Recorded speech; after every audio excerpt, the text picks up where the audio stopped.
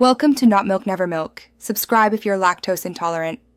Begin by powering the router and booster and placing the booster within 3 feet of the router for initial setup and testing.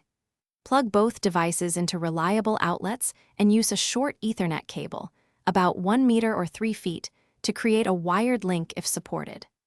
Log into the router admin interface and note the SSID and password and whether your network uses 4 GHz or 5 GHz bands. Having admin access and credentials ready prevents delays and simplifies configuration steps. To establish a wired backhaul, connect the booster to a free LAN or Ethernet port on the router using a CAT5E or CAT6 cable. Power on the booster and access its setup page via the IP shown in the device manual or DHCP list. You can assign a static IP such as 192, 168, 0, 200 to simplify future access.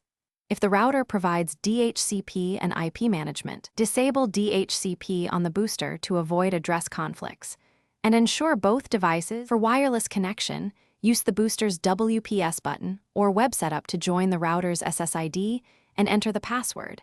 WPS pairs quickly if both devices support it. Position the booster roughly halfway between the router and the area with poor signal. This often extends usable coverage by 25% to 50% depending on environment.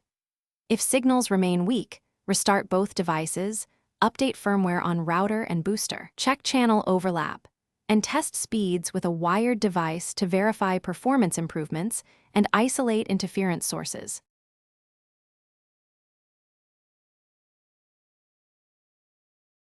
Thanks for watching. If this was helpful, leave a like and consider subscribing. See you next time.